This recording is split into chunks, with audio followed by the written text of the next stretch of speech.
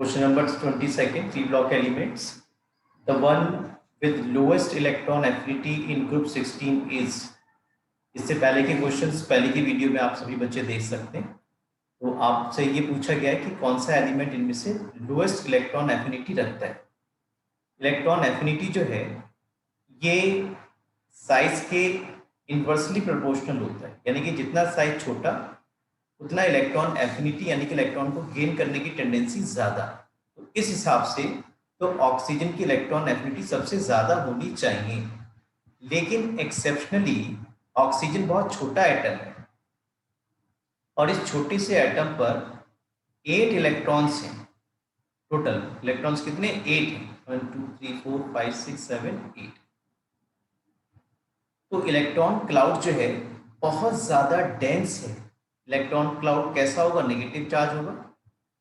बहुत ज्यादा dense electron cloud है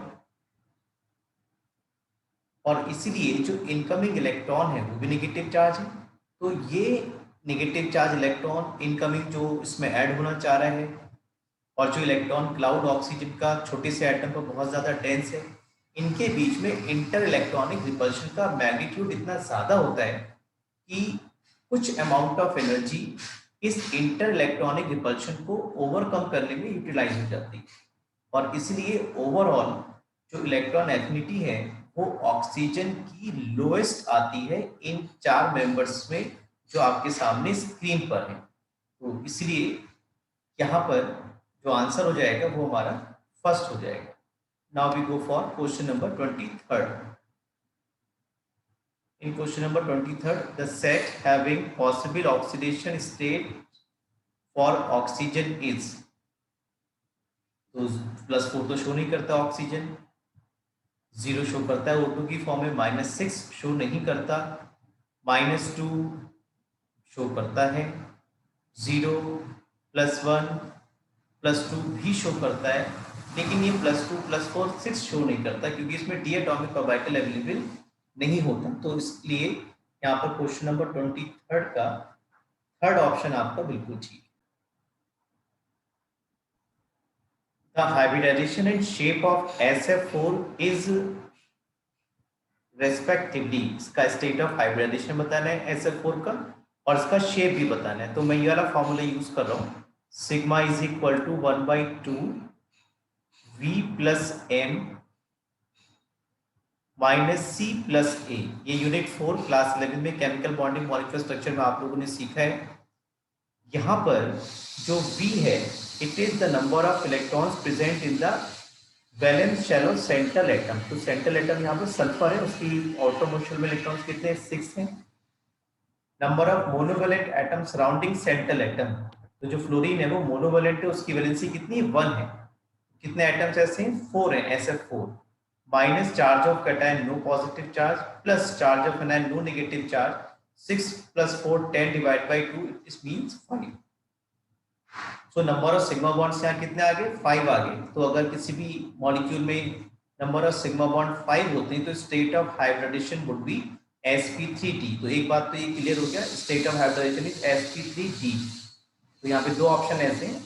अब यहाँ पर जो 5 सिग्मा बॉन्ड आ रहे हैं आपके पास, उसमें से आप देखिए s bond f, s bond f, s bond f, s bond f, there are 4 s bond f और ये जो एक एक्स्ट्रा आ रहा है बच्चों, that is due to the presence of one lone pair. So here this bond pair lone pair repulsion will work and geometry which must have been according to sp3d, that is trigonal bipyramidal, will not be there. Due to this lone pair bond pair repulsion, geometry will not be trigonal bipyramidal and it is distorted to seesaw shape S। या आपने बचपन में seesaw enjoy किया है ना? इसकी ये दोनों लेग्स हो गई और ये दो बैट्स हैं जिस पर कि बच्चे बैठ जाते हैं। एक बच्चा यहाँ बैठ जाता है, एक बच्चा यहाँ बैठ जाता है ना? जब ये वाला बच्चा नीचे जाएगा तो ये बोलेगा सी और ये बच्चा चला जाएगा ऊपर, तो ये जब ऊपर जाएगा तो कहेगा 100। फिर ये बच्चा नीचे आएगा तो ये कहेगा सी और ये ऊपर जाएगा तो फिर ये कहेगा ये 100। लेकिन अगर कोई बहुत भारी बच्चा इधर बैठ गया तो ये वाला सीसी करता रहेगा और ये 100 करता रहेगा, ठीक। और ये यहाँ पर एक लोन पे इलेक्ट्रॉन यहाँ पर प्रेजेंट रहता है, इसको हम बोलते हैं सीसॉ शेप। एक बड़ा फेवरेट क्वेश्चन है मेरा यहाँ पर जो SF4 मॉलिक्यूल में बनता है। यहाँ क्वेश्चन आता है why SF4 can act as a Lewis base.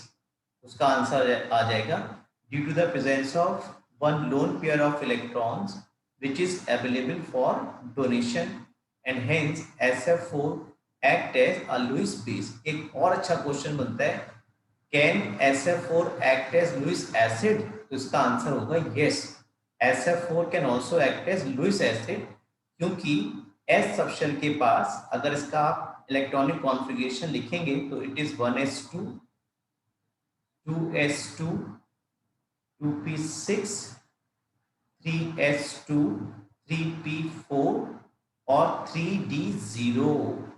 तो यहाँ पर ये जो 3d सबशेल प्रेजेंट है ये टोटली वेकेंट है सल्फर के केस में।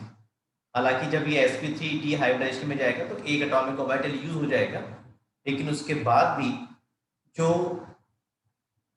4 एटॉमिक ऑर्बिटल्स हैं वो एम्प्टी रहेंगे इस 3d सबशेल के। तो इन 3d सबशेल में लोन पेयर इलेक्ट्रॉन को एक्सेप्ट किया जा सकता है और इसीलिए SF4 लुईस एसिड की तरह भी काम करता है। तो क्वेश्चन ऐसे ही पूछते हैं, नेम आपको दे दिया, name a species which can act as both Lewis acid as well as Lewis base. तो ये SF4 का एग्जांपल अगर वहां पर दिया हुआ है, ऑप्शन में दिया हुआ है, इसे आप टिक करोगे।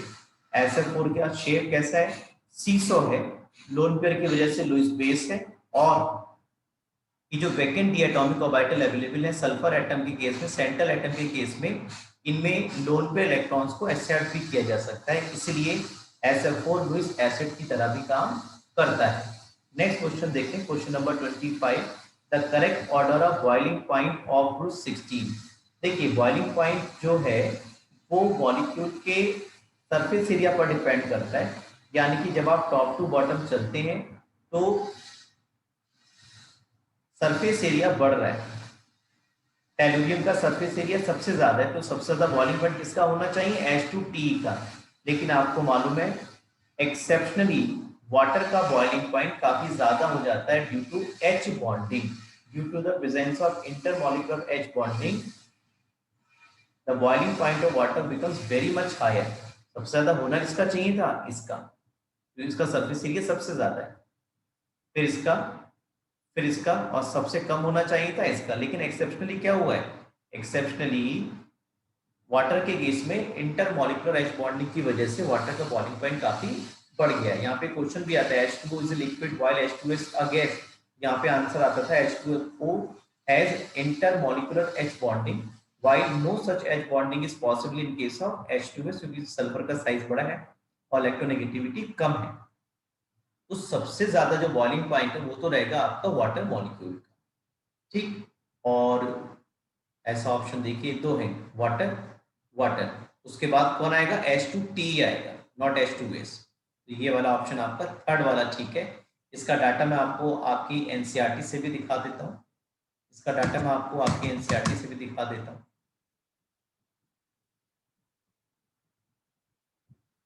ये देखिए, ये आप टेबल देख रहे हैं, आपकी NCERT की टेबल है। इसमें जो बॉइलिंग पॉइंट है सबसे ज्यादा किसका है, वाटर का है 373, उससे कम 269 H2TE का, उससे कम 232 H2SE का, और उससे कम H2S का। तो आपको क्वेश्चन ऐसा भी पूछ सकते थे कि कोई ऐसा कंपाउंड इन चारों में से किसका बॉइलिंग पॉइंट सबसे ज्यादा है, ऐसा भी पूछ सकते थे। तो इसलिए 25 का थर्ड ऑप्शन आपका बिल्कुल ठीक है, जिसमें सबसे ज्यादा बॉइलिंग पॉइंट वाटर का, उससे कम H2TE H2SE H2S, राइट। जैसे मैं कल भी आपको बता रहा था 85% क्वेश्चन से ज्यादा कॉम्पिटिटिव एग्जाम में NCERT से ही पूछा जाता है, तो ये सब वही आपको रिफ्लेक्ट यहाँ पर हो रहा है। Dioxygen can be prepared by heating K ClO3, yes कर सकते हैं। Thermal decomposition of heavy metal oxide, yes ये हैवी मेटल ऑक्साइड्स हैं, ये भी ठीक है। और इलेक्ट्रोलिसिस ऑफ वाटर, यानी कि सारे ऑप्शन जिसके ठीक है, फोर्थ ठीक है यहाँ पर। Now question number 27, the set containing acidic oxide only. तो देखो भाई यहाँ पे CO न्यूट्रल हो गया, यहाँ पे NO न्यूट्रल है, और कल हमने पढ़ा था N2 वो भी कैसा होता है, न्यूट्रल होता है। तो इस तीनों में तो एक एक न्यूट्रल है, यहाँ कोई भी ऐसा नहीं, यहाँ सब एसिडिक है, सब एसिडिक है, नॉन मेटल के ऑक्साइड है।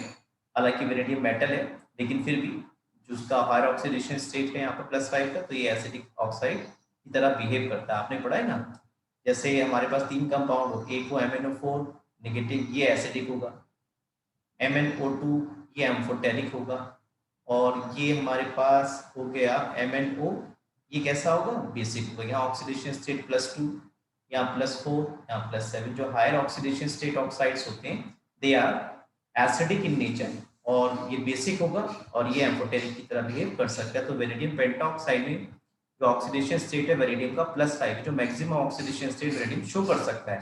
इसीलिए जो हायर ऑक्सीडेशन स्टेट में मेटल के ऑक्साइड्स होते हैं they are acidic in nature. Option 4 is correct. Now question number 28, the incorrect statement regarding the structure of ozone. तो इनकरेक्ट स्टेटमेंट बताना, लीनियर तो नहीं होता भाई ओजोन का स्ट्रक्चर। 2 oxygen oxygen bond in ozone identical, ये बात ठीक है, रेजोनेंस की वजह से bond angle is less than 120 degree. जब लीनियर नहीं होगा तो 120 डिग्री से लेस देन होगा। और 2 और सेकंड, तो इसका आपका इट इज लीनियर, ये बात गलत है, ये बात गलत है, it is not linear. Now question number 29, form of sulphur which shows paramagnetic behaviour. सभी को मालूम है S2 बहुत ज्यादा पूछे जाने वाला क्वेश्चन है कॉम्पिटिटिव एग्जाम्स में भी और बोर्ड एग्जाम में भी। लाइक O2, जब सल्फर को हम S8 को जब हम बहुत हाई टेम्परेचर लगभग मोर देन 1000 हीट करते हैं तो it exist in form of S2 vapour. और ये भी लाइक O2 दो अनपेयर्ड इलेक्ट्रॉन्स रखता है पाई एंटी बॉन्डिंग मॉलिक्यूलर ऑर्बिटल्स में, इसलिए S2 फॉर्म ऑफ सल्फर है, it is paramagnetic in behaviour like O2। Question number 30, the product form in the above reaction. तो Fe2O3 बनेगा और SO2 बनेगा। ऐसा आप यूनिट 6 में पढ़ सकते हैं, general principle of extraction of elements में। इसमें आयरन का ऑक्साइड बनेगा और सल्फर डाइऑक्साइड ऐसे बाई प्रोडक्ट बनती है roasting. Next question number 31, which has bleaching action due to reducing property. देखिए H2O2 ऑक्सीडाइजिंग की वजह से, ओजोन ऑक्सीडाइजिंग की वजह से, क्लोरीन भी ऑक्सीडाइजिंग की वजह से, लेकिन SO2 का जो ब्लीचिंग एक्शन है वो रिड्यूसिंग प्रॉपर्टी की वजह से, और ये कैसा है, नॉन परमानेंट, यानी कि टेम्पोरेरी है। और अगर एक बार SO2 से कलर रिड्यूस हो गया, मतलब रिड्यूस का मतलब है रिडक्शन के बाद कलर उसने डिकलराइज कर दिया, लेकिन जैसे वो ओपन एटमॉस्फेयर में आएगा वो फिर से ऑक्सीडाइज होकर के आपका ब्लीच कलर गेन कर लेगा। तो इसलिए ये टेम्परेरी है SO2 का रिड्यूसिंग ब्लीचिंग एक्शन और रिडक्शन प्रॉपर्टी की वजह से। Now question number 32.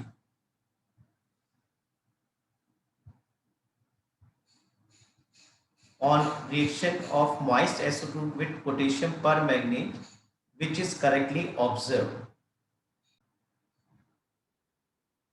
आप देख पा रहे हैं अगर SO2 पोटेशियम परमैंगनेट से रिएक्शन करेगा तो जो पोटेशियम परमैंगनेट का पर्पल कलर है वो डिकलराइज हो जाता है, और क्या क्या बनेगा, SO2 will oxidize to sulfate and MnO4 negative will reduce to Mn2 positive. ये रिएक्शन सल्फर डाइऑक्साइड की रिड्यूसिंग प्रॉपर्टी को शो करता है, और SO2 को अगर आप पोटेशियम परमैंगनेट के पर्पल कलर सॉल्यूशन में पास करेंगे तो वो डिकलराइज हो जाएगा। और ये जो रिएक्शन है ये पोटेशियम परमैंगनेट यानी सॉरी SO2 के डिटेक्शन के काम में भी आती है। अगर आपको कंफर्म करना है किसी जार में गैस SO2 है या नहीं, तो आप उसको पास कर दीजिए KMnO4 के पर्पल कलर सॉल्यूशन में। अगर डिकलराइज कर देता है तो वो आपका SO2 हो सकता है।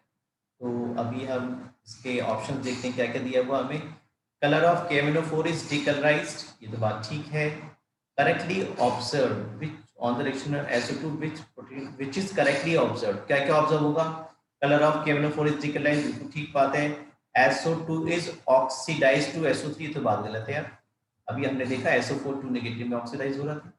MnO4 is reduced to MnO2, ये भी बात गलत सी लग रही है क्योंकि Mn2 पॉजिटिव में ऑक्सीडाइज हो रहा था, अभी हमने देखा ना। ऑल ऑफ दीज, तो करेक्टली ऑब्जर्व क्या होगा, colour of KMnO4 is decolourise, ये ऑब्जर्व होगा। 32 का फर्स्ट ऑप्शन आपका ठीक है। Now question number 33, the S single bond S bond is present in. मैं आपको इनके ऑक्सो एसिड्स के स्ट्रक्चर दिखा देता हूं, देखो अभी देखिए, तो ये आपके सामने ऑक्सो एसिड्स के स्ट्रक्चर है सल्फ्यूरिक एसिड के।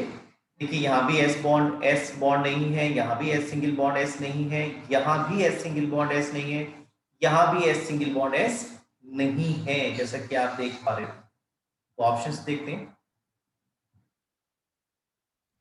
तो ऑप्शंस में तो H2SO7 नहीं हो सकता, H2SO8 मार्शल एसिड भी नहीं है, H2S2O6 और H2SO5 दो ऑप्शन बचे।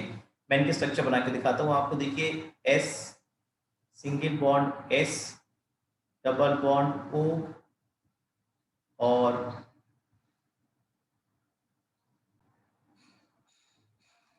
ये स्ट्रक्चर आपके सामने H2S2O6 का है, जिसमें आपको S सिंगल बॉन्ड एंड दिखाई पड़ रहा है। देखिए S दो एटम आगे, O6 1 2 3 4 5 6 और ये 2H एटम है, ये आगे। तो यहाँ पर S सिंगल बॉन्ड S जो है वो प्रेजेंट है। मैं आपको H2SO5 का स्ट्रक्चर बना के दिखाता हूँ। इस तरह से देखिए, ये H2SO5 का स्ट्रक्चर है। ये यहाँ पर क्या होगा, ये पर ऑक्साइड लिंकेज यहाँ पर आ जाती है, 1 2 3 4 5 और S1H2। ये H2SO5 है, इसमें O single bond O linkage होती है, यहाँ भी होती है, वो तो अभी आपने देखा था।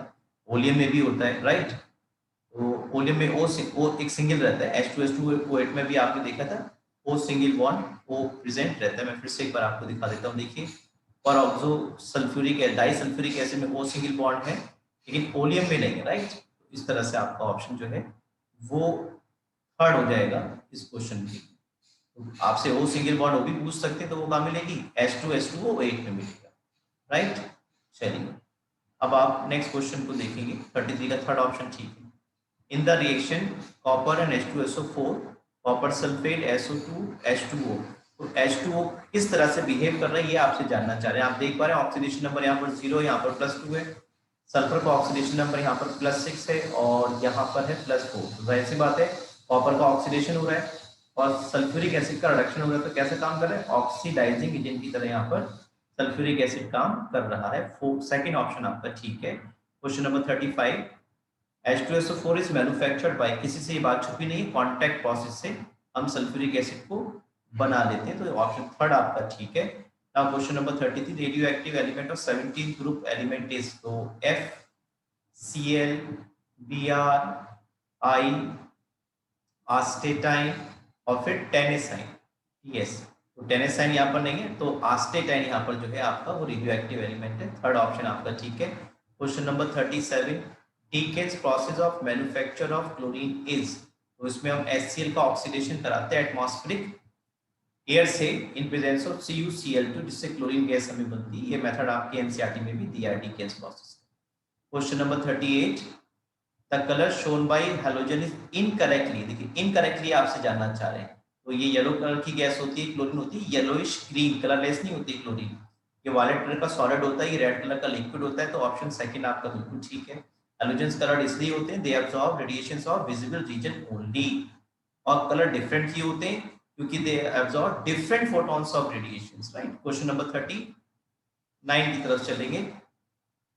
which is incorrectly given according to order indicated, oxidising power का ऑर्डर बिल्कुल ठीक है, एसिडिक कैरेक्टर का ऑर्डर बिल्कुल ठीक है, बॉन्ड डिसोसिएशन एंथैल्पी का गलत है, इट शुड बी Cl2 की सबसे ज्यादा हो जाती है, देन Br2, और फ्लोरीन की छोटे एटम्स होने की वजह से लड़ते जाते हैं, झगड़ते जाते हैं। बॉन्ड जो इलेक्ट्रॉन क्लाउड्स हैं, दो फ्लोरीन एटम्स की जो हाईली डेंस है, ज्यादा रिपल्शन करते हैं और इसी रिपल्शन की वजह से बॉन्ड थोड़ा वीक हो जाता है। तो एग्जैक्ट जो बॉन्ड डिसोसिएशन एंथैल्पी का ऑर्डर है ये आपके सामने Cl2 Br2 then F2 then I2, और यहाँ क्या दे दिया F2 Cl2 Br2 I2, तो यही गलत है। आपसे तो पूछा है इनकरेक्टली, तो थर्ड ऑप्शन आपका ठीक है।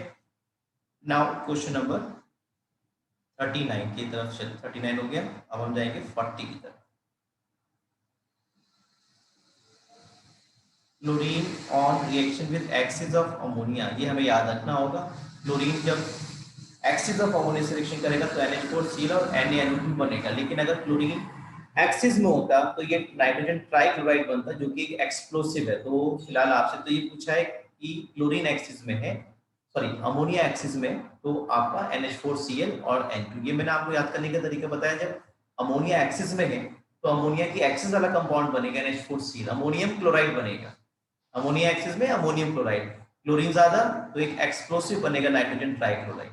यहाँ पे क्योंकि अमोनिया एक्सिस में तो NH4Cl प्लस N2 वाला ऑप्शन बिल्कुल ठीक है। Question number 42, chlorine on reaction with cold and dilute NaOH gives. तो भाई कोल्ड और डाइल्यूट की संख्या बनेगा NaCl NaOCl प्लस वाटर, तो NaOCl वाला ऑप्शन ठीक है। अगर यहाँ पे होता कॉन्सेंट्रेटेड तो NaClO3 होता, तब जब कॉन्सेंट्रेटेड होता तब। तो अभी इसका फर्स्ट ऑप्शन ठीक है 42 का, 41 का सॉरी।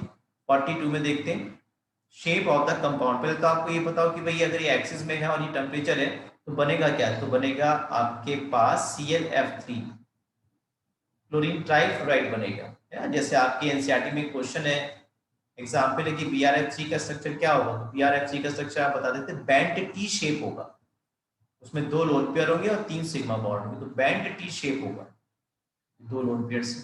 सिमिलरली ClF3 का भी होगा कैसा, बैंड टी शेप। आपके एनसीईआरटी की प्रॉब्लम है। क्वेश्चन नंबर 43 की तरफ चलते हैं। द करेक्ट और एसिडिक ऑर्डर, ये बात बिल्कुल ठीक है, सबसे ज्यादा एसिडिक करेक्टर HCl4 नेगेटिव का, HCl4 का, देन HCl3 की ऑर्डर ठीक है, क्योंकि जब ये H पॉजिटिव आयन को लूज करेगा तो बनेगा ClO4 नेगेटिव आयन, ये बनेगा ClO3 नेगेटिव, ये ClO2 नेगेटिव, ये ClO नेगेटिव, और जो ClO4 नेगेटिव है ये रेजोनेंस की वजह से, क्योंकि इसमें नेगेटिव चार्ज जो है चार डिफरेंट ज्यादा इलेक्ट्रोनेगेटिव ऑक्सीजन एटम पर डीलोकलाइज होता है, इसलिए ClO4 नेगेटिव का स्ट्रक्चर सबसे ज्यादा स्टेबल होता है। और यही वजह है कि ClO4 नेगेटिव की टेंडेंसी H पॉजिटिव आयन को लूज करने की सबसे ज्यादा होती है और सबसे ज्यादा एसिडिक करेक्टर शो करेगा, क्योंकि HClO4 जब H पॉजिटिव आयन को रिलीज करेगा तो ClO4 नेगेटिव आयन बनेगा, जो कि रेजोनेटिंगली इन सब में से सबसे ज्यादा स्टेबल है।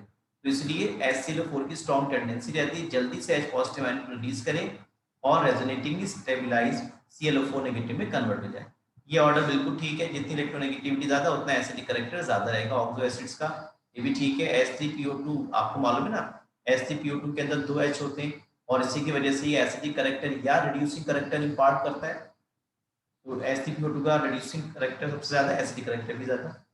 H का रिलीज का मतलब क्या, एसिडिक करेक्टर, रिड्यूसिंग करेक्टर। इसमें एक H रहेगा, इसमें एक भी H नहीं, तो सबसे ज्यादा एसिडिक ये है। तो यहाँ तो सारे ऑप्शंस ठीक हो रहे हैं, तो इसलिए ऑल ऑफ दीज यहाँ पर दिया हुआ है। 43 का ऑप्शन 4 बिल्कुल ठीक है, all of the above, all of these. 44 the one which has maximum oxidising power is. तो सबसे ज्यादा ऑक्सीडाइजिंग पावर किसकी होगी, मैं बताता हूँ आपको। देखो ये जो क्लोरीन है ना बेटा, क्लोरीन का ब्लीचिंग एक्शन किसकी वजह से है वो समझो पहले आप। अगर क्लोरीन वाटर से रिएक्शन करेगा तो बनाएगा HOCl प्लस HCl, और ये जो HOCl बना है हाइपोक्लोरस एसिड, ये नेसेंट ऑक्सीजन को जल्दी से रिलीज कर देता है, और जब ये नेसेंट ऑक्सीजन को रिलीज कर रहा है इसलिए क्लोरीन जो है ब्लीचिंग एक्शन या ऑक्सीडाइजिंग करेक्टर शो करता है। यही पूछा आपसे। तो hypochlorous acid shows the maximum oxidizing power, क्योंकि HOCl हाईली अनस्टेबल होता है, तेजी से HCl प्लस नेसेंट ऑक्सीजन को रिलीज कर देता है, और यही नेसेंट ऑक्सीजन जो है हाइपोक्लोरस एसिड के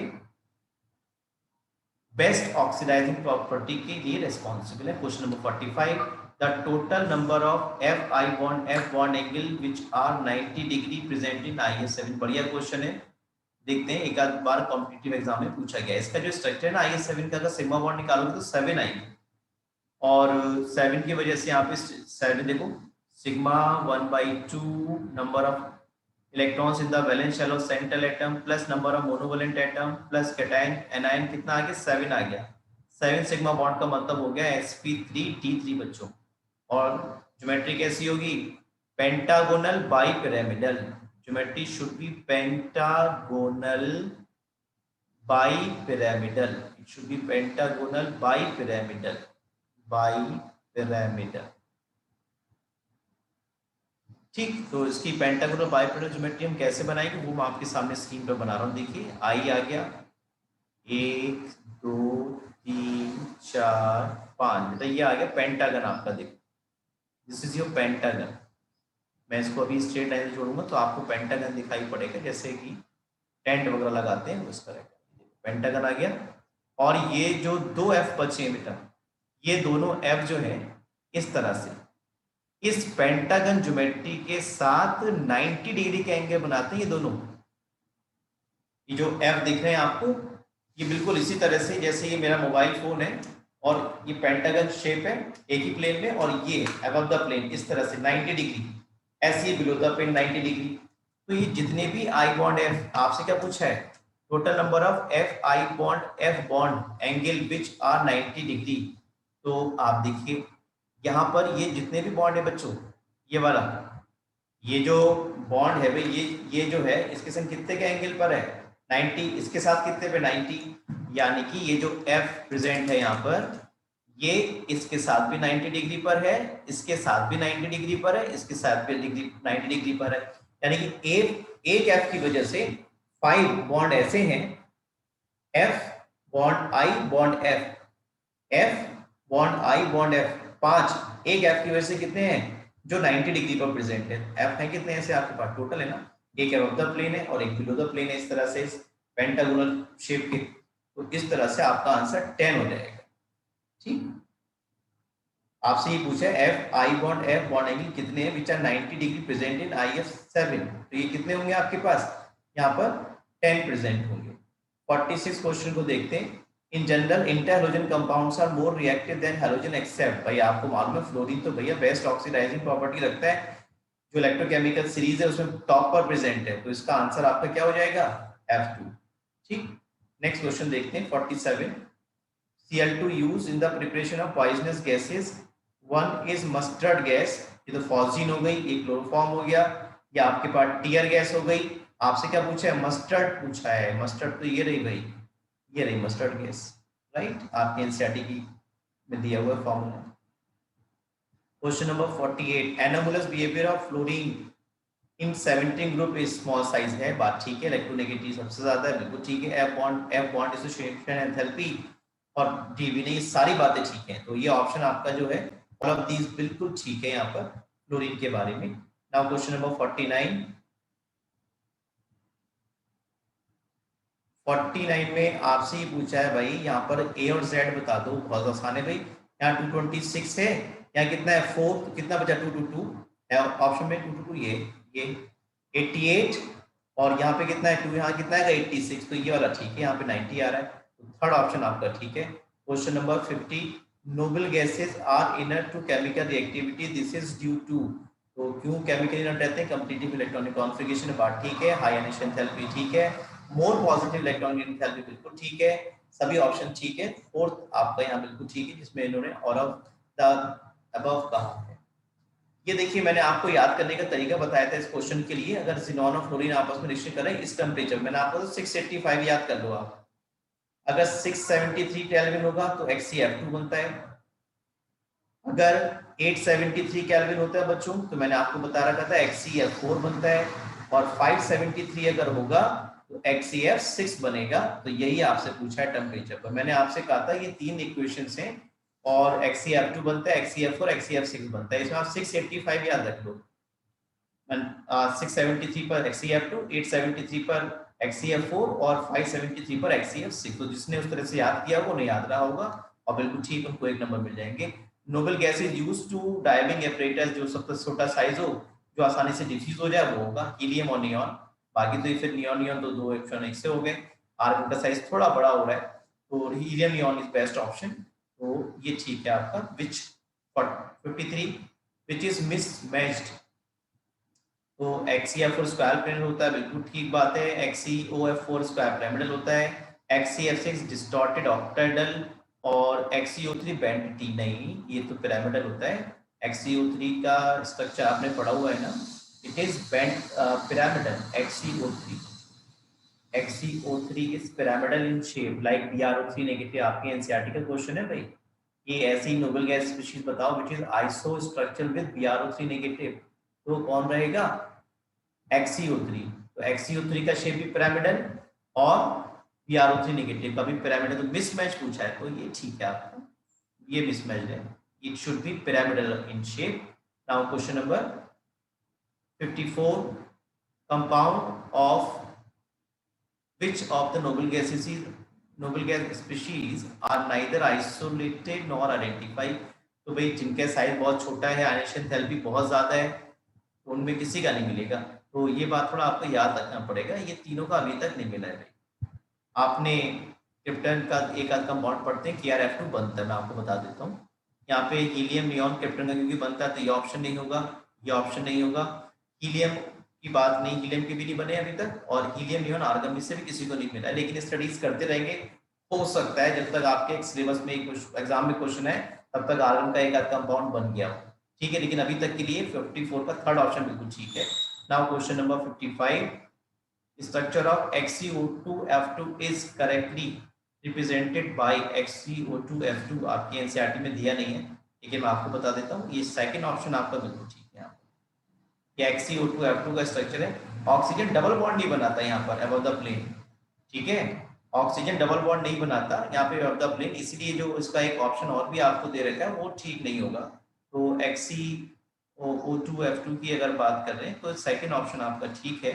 और ये जो एक स्ट्रक्चर दे रखा है जिसमें ऑक्सीजन जो है वो अबव द प्लेन दिखाएं ट्राइगोनल बाइपिरामिडल ज्योमेट्री के, वो ऑप्शन ठीक नहीं, ये ठीक नहीं है। ऑक्सीजन जो है अबव द प्लेन नहीं होते बेटे इस तरह से, राइट। तो स्ट्रक्चर आपको याद रखना पड़ेगा, इसकी सेकंड ऑप्शन ठीक था वहां पर।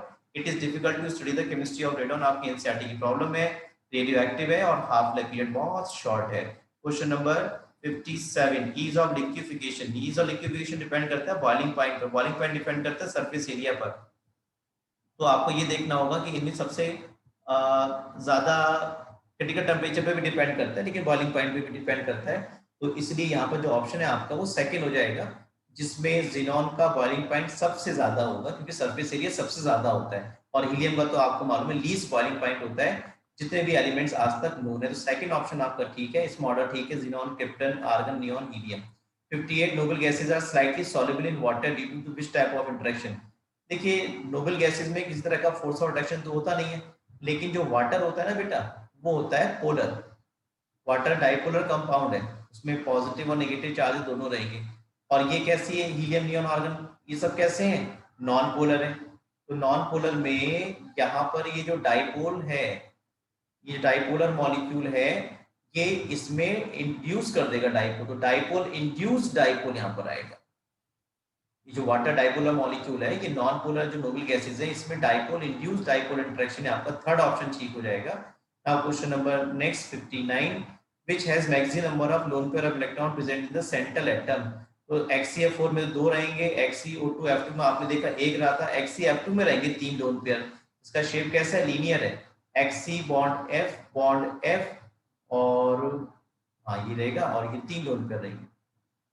तो 3 लोन पेयर तो यहाँ आ रहे हैं, XeF4 में भी कितना रहेगा, 1 रहेगा। तो आपका थर्ड ऑप्शन यहाँ बिल्कुल ठीक हो रहा है। नाउ क्वेश्चन नंबर 60, यहाँ फ्लोरिनेटिंग एक्शन देखिए परफॉर्म हो रहा है, तो कौन सी स्पीशीज, यहाँ पे एक F कितने हो गए, 3 और 6 9 हो गए टोटल, यहाँ कितने 5, तो यहाँ पे कितने करने पड़ेंगे आपको 9 करने, तो बहुत आसान है।